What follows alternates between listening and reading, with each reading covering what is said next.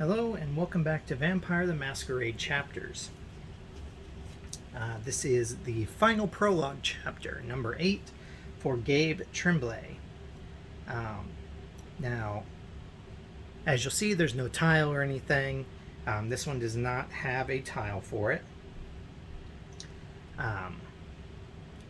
The character card here, because we're playing a Caitiff, and Gabe is a blank sheet character, they made it that Gabe can be a male or female character, ostensibly marked by the fact that they have a quote-unquote twin, but either one of them can be the actual Caitiff character. So for our case, though, we are going to use the male Gabe because of the printed character, or with the Kickstarter package I got, which was the Elder package. I got a set of all the main PC characters painted, as well as unpainted copies. But the female twin was a Kickstarter exclusive from Stretch Goals, so she did not come painted. As I've been using all the painted versions of the characters, I'm going to use the male Gabe just for simplicity here. So, if you didn't watch the previous chapter, which was Jade and Lynn Duplessis of Clan Tremere, then basically in this chapter, the final thing that we're going to be learning about is filling out the character sheet. Over the course of the previous 7 chapters, we have gained 9 experience points. And then as the Caitiff character, because his character sheet is completely blank as opposed to the other ones, he also gets a starting set of XP to use to fill out stats, and not just the 9 XP that we've managed to earn. I don't know.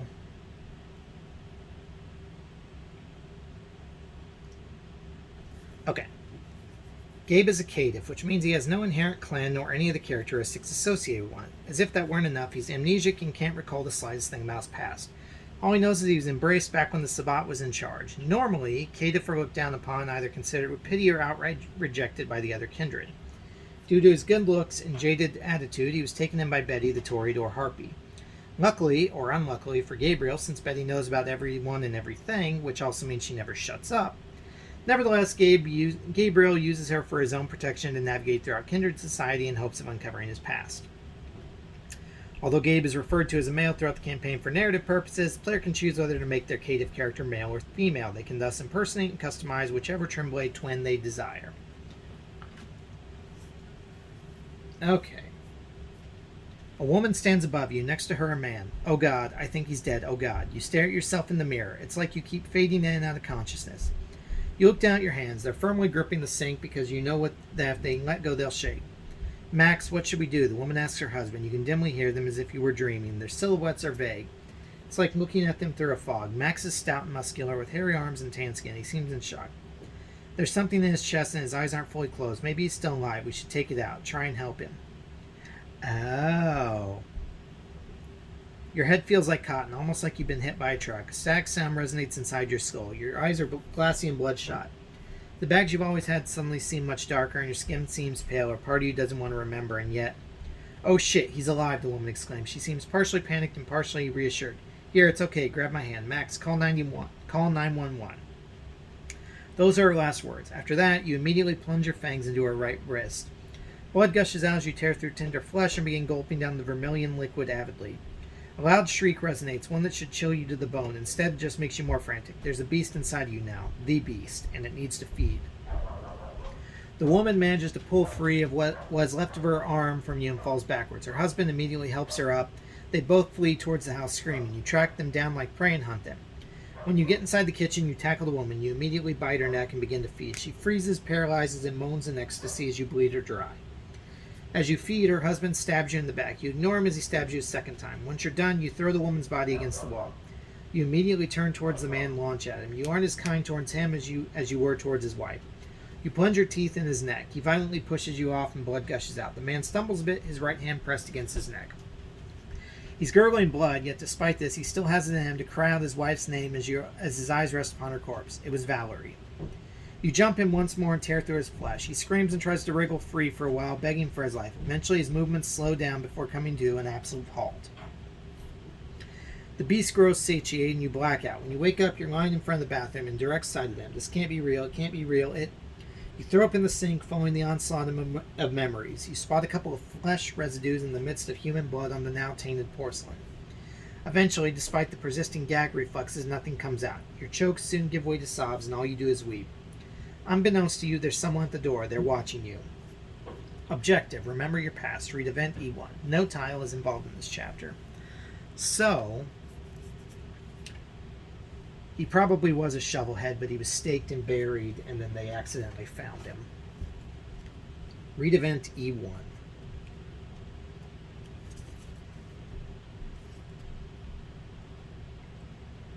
Which is on page 19. You turn to look at the two intruders staring at you from the doorway. One of them is a blonde woman wearing extravagant, expensive-looking clothes. She has an almost anachronistic look to her. The other is standing behind her. He's a tall figure, and you have trouble spying him from the shadows. However, you detect it's most likely a man, that he has no hair. The woman smiles. Despite her innocuous appearance, she gives off an almost predatory vibe. Hello, Gabe. Read Caleb and Betty, Dialogue D1. How do you know my name, you ask. The woman's grin widens. Let's just say I have my sources, my dear. You, what? You ask, frowning. The woman is strange. You can't help but feel uneasy. There's something odd, fake and eerie about her. Something off, like she's wearing a mask of sorts, almost, or playing some kind of role. You shake your head. Never mind that, she says. Where are my manners? You've just awoken. Here I am prattling about myself. What the fuck are you talking about? You cut her off dryly. She's starting to get on your nerves. Her features soften, then she joins her hands together. Gabe, my dear, tell me, what's the last thing you remember? Read D2. The what? The last thing you remember, darling. You gulp, your eyes instinctively glance at the sink and its gruesome remains. You resist the urge to throw up again. How does this woman know your memory has gone haywire? Are the man, her both cops? Speaking of the man, he still hasn't said a word. So far, he's remained mostly unseen in the back. You shudder, you instinctively feel as if there's something repulsive about him. He's definitely hiding on purpose, but why? You decide to lie to the woman as best you can. Nothing. I just, you stutter. Other than the lovely couple you murdered, of course. Your eyes widen in shock. Read D3. How did you... I know a lot of things, the woman purrs, seemingly proud of yourself. Who are you, you inquire. The blonde cocks her head, the side beaming. Why, I'm Betty. Betty Duhamel. And this over there is Caleb. He upholds our laws in the city. We're here to help you. I don't understand. How'd you even know I was here? And why would you want to help me? The woman shakes her head dismissively at your remark. Never mind that. I'll explain later. Don't you worry. All in due time. All you need to know is that you have nothing to fear. Betty. The silhouette in the back finally speaks in a grave, low voice. We don't have much time. His voice is surprisingly soothing and deep. Time for what, you wonder? Betty turns briefly to look back at the tall, shadowy figure. Sorry, was just trying to make him loosen up a bit. You feel yourself relax a little. Part of you knows you shouldn't completely let your guard down, but the rest of you, nevertheless, feels as if these two are like you in a way. Whatever that means. At the very least, they don't seem to mean you any harm. But anyway, she continues, tell me, darling, other than the couple, is there anything else you remember? Any bits and pieces can be useful, the shadowy figure in the back adds. You take a deep breath, close your eyes, and you try to force yourself to remember. Read D4. Realization. Flashes, new ones, not of the couple this time, but of an arena and people chanting. An arena. More images follow. Someone with a bag, a young woman, she's crying. Gabe? You gasp and open your eyes. You touch your chest where your heart should be, yet you feel no beating sensation. You look up at the woman before you and the man in the back.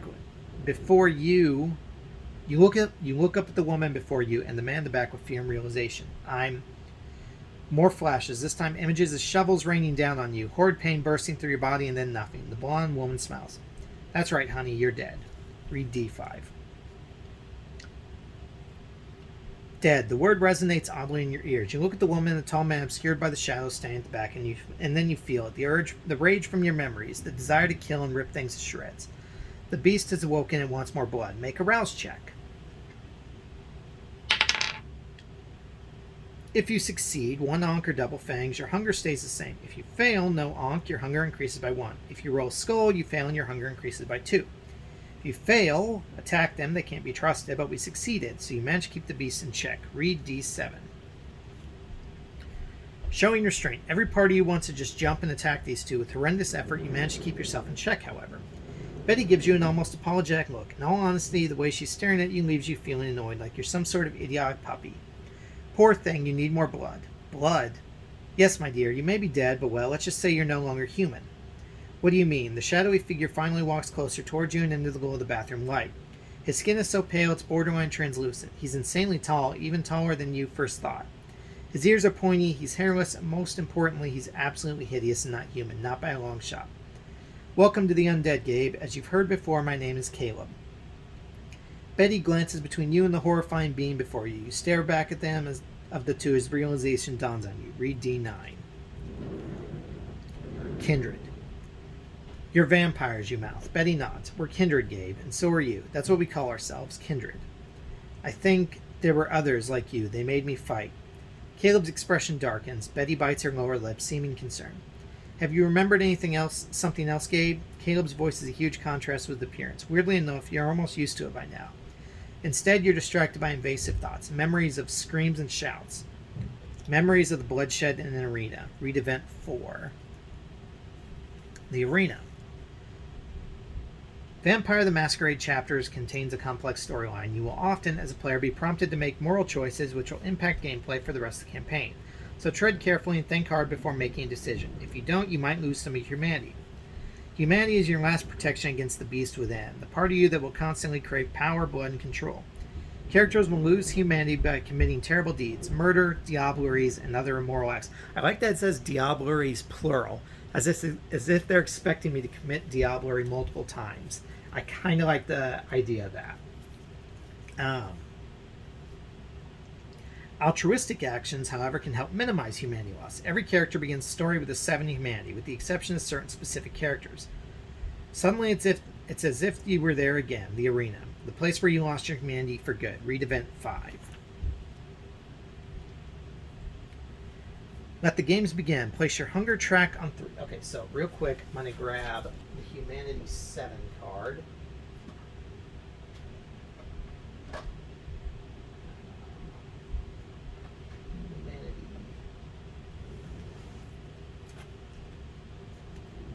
That's Humanity 1. Humanity 7. Your morality is still unmarred by the horrors of your new life. We may actually wind up needing more humanity cards, so we'll just keep those right there. Okay.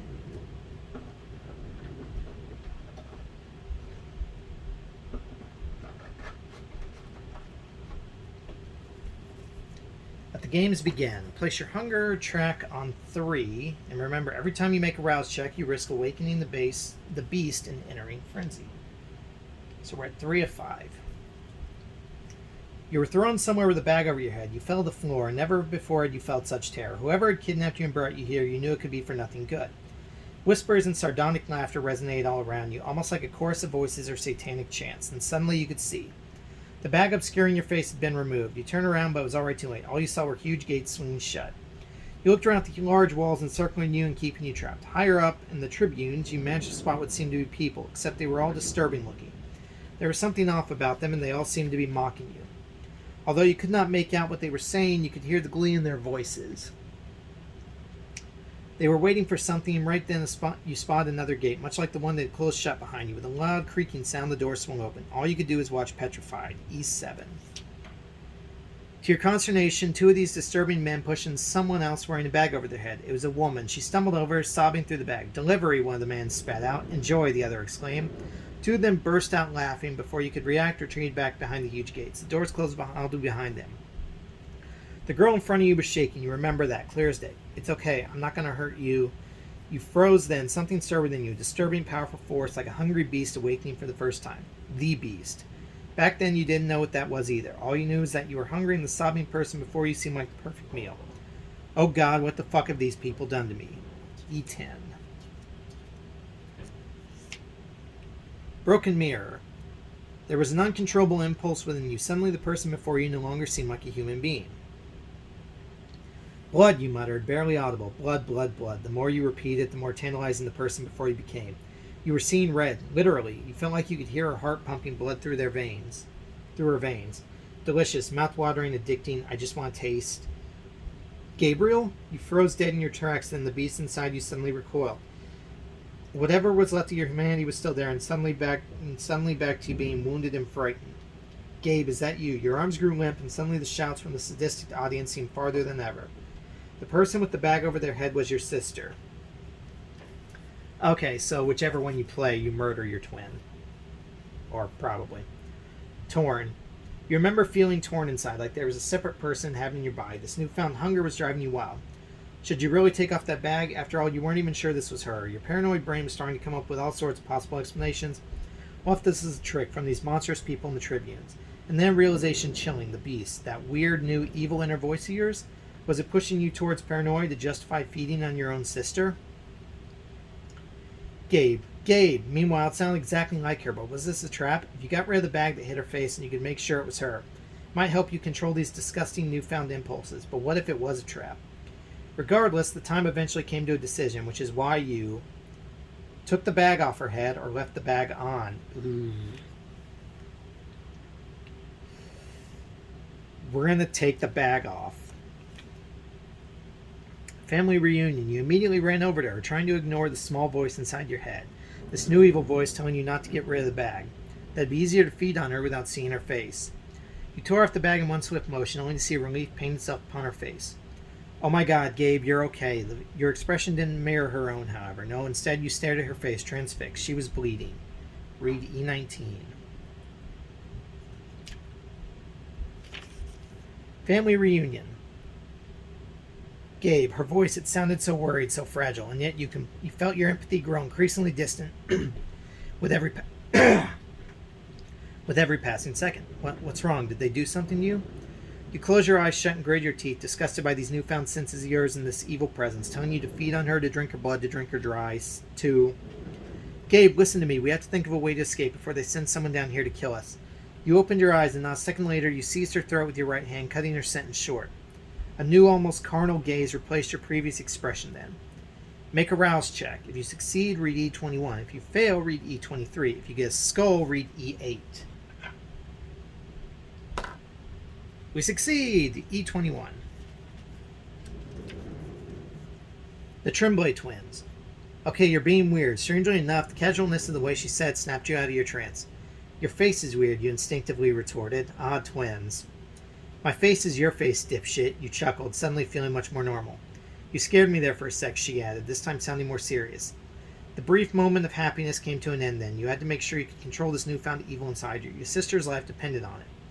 You tried to bury the beast even more by talking things out with her, telling her the truth, trying to pull yourself together, or trying to distract yourself from the hunger.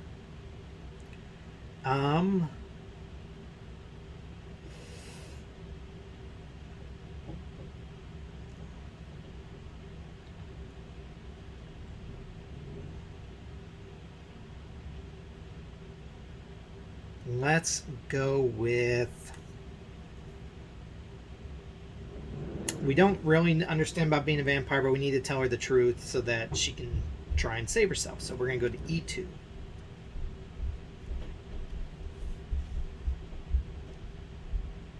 Listen, you began. I don't know what the fuck they did to me, but you forced yourself not to look at the damn droplets and tried to cancel out their incessant sounds. They crashed to the floor. Something's wrong. I want to hurt you. Her eyes widened in alarm. Like, hit me or... No, Loon, I want to fucking eat you. Her eyes darted between the crowd, the arena, and then back to you. There's something wrong with me. It's like there's this fucking evil voice inside me that wants me to not see you as my sister, and it's telling me to drink your blood. Silence between the two of you. The horrific nature of your statement was slowly beginning to sink in. It was almost like uttering the words out loud suddenly made the danger more imminent and much more real in a way. Hey, one of the audience members screamed. We're tired of fucking waiting. Yeah, kill her already. Drink her blood. Empty your fucking guts, another one shouts, and they all started chanting. Feed. Feed. Feed. Read Event 9. Ultimatum. Your sister looked at the crowd, then back at you, her face paler than before. What are we going to do? She breathed. You gulped. You could feel yourself slowly losing your mind at the sight of her wounds. Feed. Feed. Feed, the crowd pursued, almost hysterical. You groaned. It was driving you insane. You mean it, huh? Your sister's voice snapped out in your internal struggles. You really need my blood to feel better? She inquired. You nodded slowly, trying hard not to keep staring at the drip, drip. Fuck, the hunger. It was driving you insane. You had to find a way to make the whole thing stop, so you told the crowd to shut up, tried to cling on to humanity as much as possible, or tried to appease the beast. We are going to try and hold on to our humanity, which is E14. Lost. Gabe, please. I'm your sister, she begged, shaking. But her words no longer registered, for the beast had taken control. You sank your fangs right into her jugular with both speed and force. You began to drink every last drop as she wriggled and screamed. So much for trying to hold on to humanity. Eventually, your thirst was quenched. When you finally let go of your sister, she was lying in your arms lifeless. Your eyes widened and you stared at her horrified. You shook her like a crazy person, but she stayed limp in your arms. You cried out her name repeatedly in between hysterical sobs. You didn't even pay attention to the people laughing loudly in the crowd. The big stone gates swung open, and with them some of the monstrous people came in. They told you if you gave her some of your blood, she might wake up. After all, is what they had done to you. You paid no mind to the mockery in their eyes and stickers, and you gave yourself a small cut and tried to force some of your blood past her lips. You did this again and again, sobbing as the crowd laughed and cheered. Oh, that's why we lost to humanity. We tried to embrace her. So, we are now at humanity 6. Which means we start each chapter with a +1 intimidation bonus.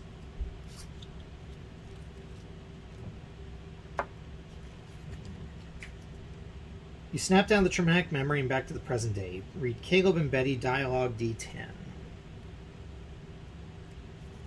Lost. You jump startled as Betty places her hand on your shoulder. Oh, you poor thing, that must have been horrible. You barely hear her. You're staring blankly into the distance, barely keeping your sanity intact as you desperately try to bury these unwanted memories once more. Here, honey, feed. It'll make you feel better, trust me. She bares her wrist and places it before your lips. Without thinking twice, you instinctively bite down and revel in your first time consuming vampiric blood.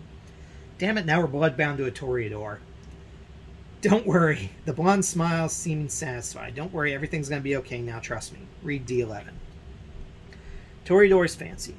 Betty gently pulls you away after a while, leaving you feeling much less parched, albeit a bit dizzy. Gabe, darling, we can't stay here. The police are on their way and they'll be here soon. She gently pats your arm. I'll give you a second to gather your thoughts, all right? Meet Caleb and I in the living room whenever you're ready. You nod in an emotionless fashion. Betty exits the bathroom and closes the door. She then trots in the living room, giggling. Caleb waits in the corner of the room, looking at her disapprovingly. I know what you did. I hope you understand the consequences of your actions. Now, he could be useful, considering his memories of the Sabbat and whatnot. Besides, he just looks so hopeless and, well, so adorable. You shouldn't have made him drink your blood. You know nothing about this neonate. Betty smiles mischievously then. Read D12. Betty's new toy. He's a caitiff, Caleb. No need for me to remind you that he's better off with me as his protector than all alone. The Nosferatu grimaces. I dislike your practices, but so be it. I hope you realize he's your responsibility now, considering he's bound to you. She nods, currently beaming. Of course. You step outside at that moment. Betty enthusiastically turns towards you. Gabe, darling, how are you? Ready to leave? You suddenly feel an odd surge of both annoyance and deep, odd warmth toward the blonde kindred. You're now bound to her, filled with some sort of odd, intense affection and loyalty which you can't control. Yeah, you mutter, we can leave. End of Prologue, Caitiff.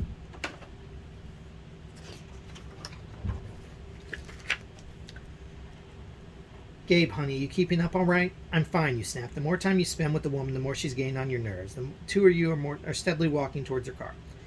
By the way, as obvious as this is, don't go out during the day, all right? You roll your eyes as she unlocks the car door with a beep of her key fob. Yes, everyone knows that.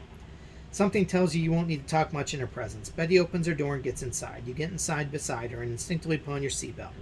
You immediately wonder if you should even bother, considering you're dead and all, but you decide to leave it on anyways.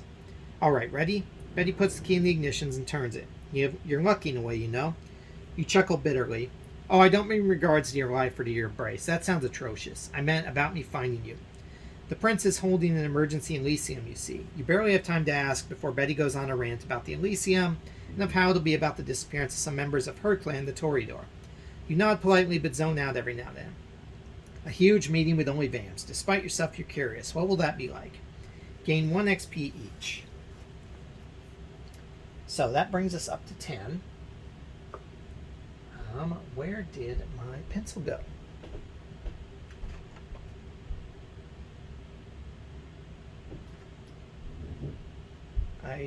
Did I drop it?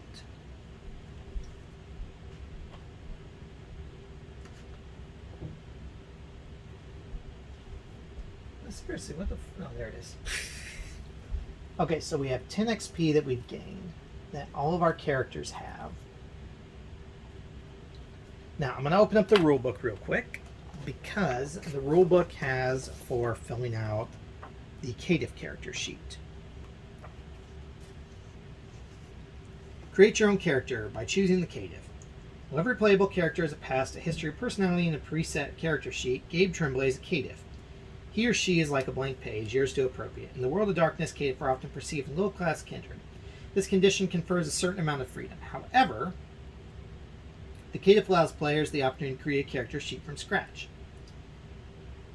So, we get one attribute at 3 and 2 of them at 2. I think I'm going to make Gabe my player character up until...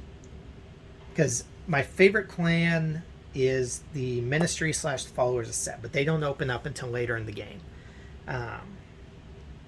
So I think I'm going to make Gabe my player character, because I'm going to see just how disgusting I can make him when I can completely choose the disciplines, because this is the stack of discipline cards that you can have as the Caitiff.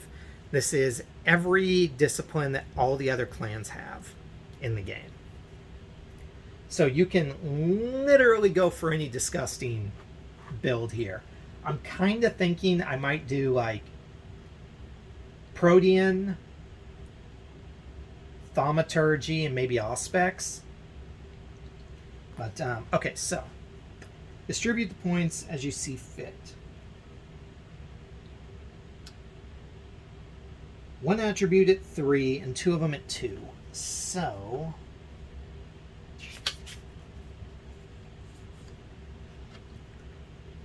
I am going to pull out Auspex.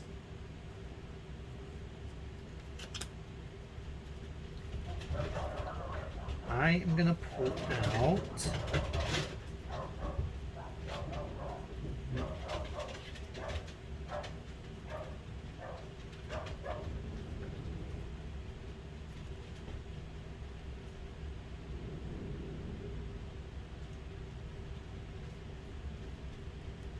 to pull out Sedite Protean.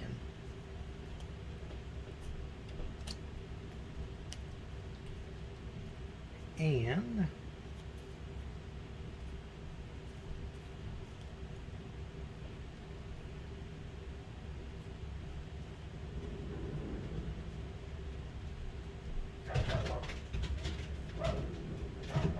ooh, no. I'm gonna be even more disgusting.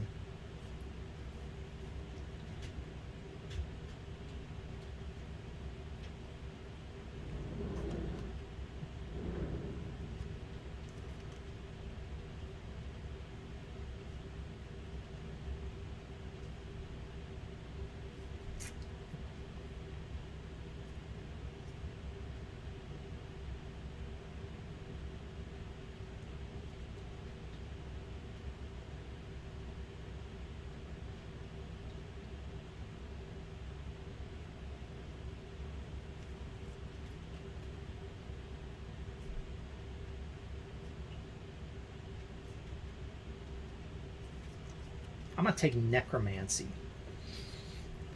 So we've got Sedite Protean, we've got Auspex, and we've got Necromancy.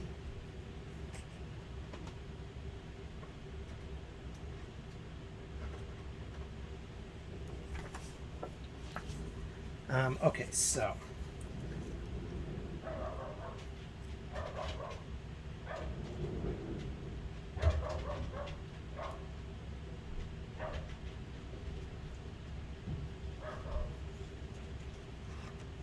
So I think mental's going to be our high trait. So we're going to make mental 3.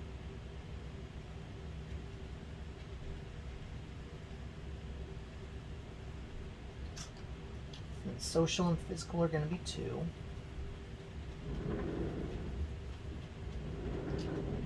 It's going to give us less health to work with, but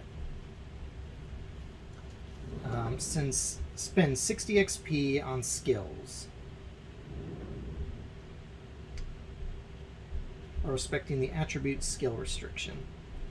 So you can only have skills equal to your attribute level.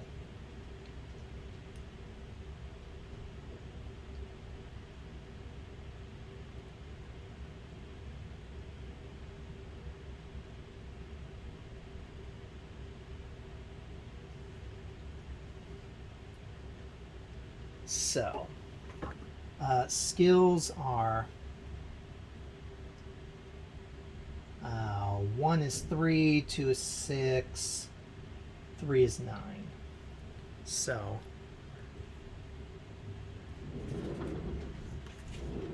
$60 points have to be spent on skills. No matter our powers, we're going to get free success on awareness. So let's go with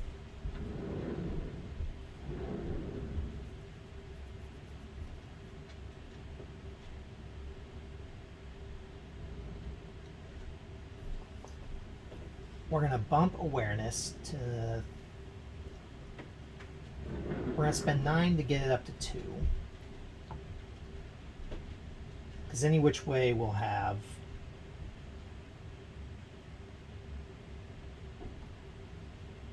our abilities there for that. So that's 9 points, 12, 15, 18,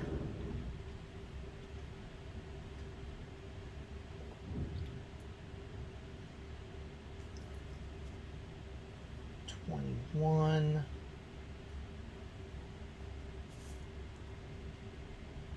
24,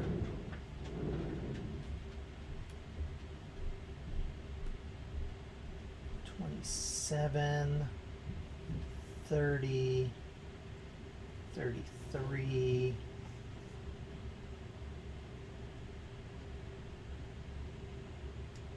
36, 42, 48,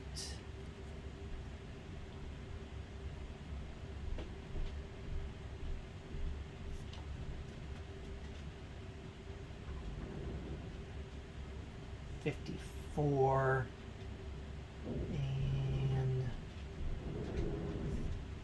60.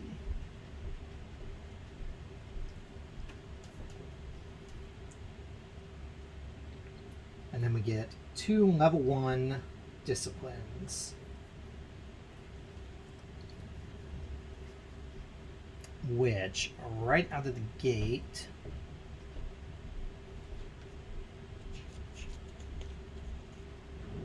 let's go ahead with Necromancy and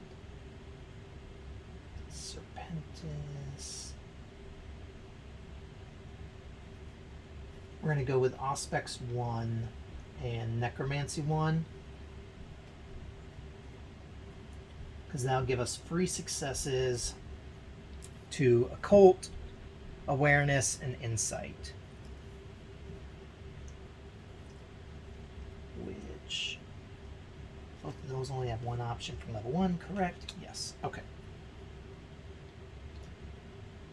Our Humanity was level 7, but as per the events, we were at level 6, which will also give us +1 Intimidation.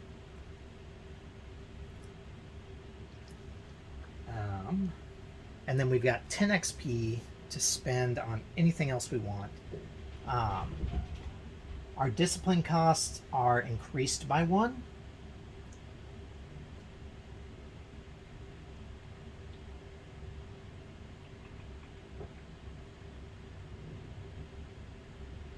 So we can buy 1 level 1 power. Because it would be, the discipline costs are 5, 10, and 15 normally. So 6, 11, and 16. Or we could buy more skills.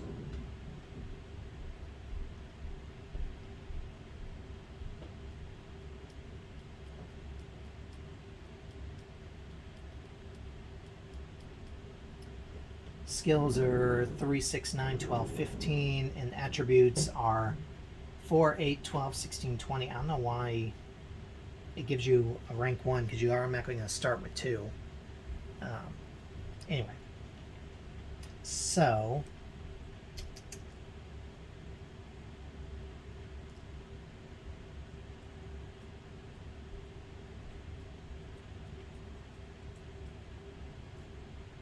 okay, let's do this.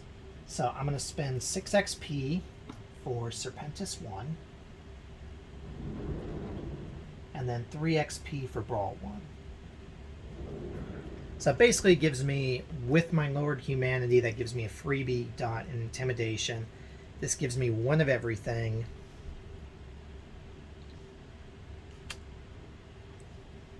Right now, so I'm very well rounded. So we've spent 9. So we have 1 XP banked for when we start the actual game. So, thank you so much for watching. I hope you've enjoyed it. Probably not going to get to start the full game until potentially next week, but we will see. So I hope you're enjoying it. Again, this has been Prologue Chapter 8, Gabe Tremblay, who we are going to play at least until we unlock a ministry character, or we might play him through the entire game. I don't know. I'm not sure who the coterie members are going to be yet, but we'll decide that next time. So have a good one. Thank you, and good night.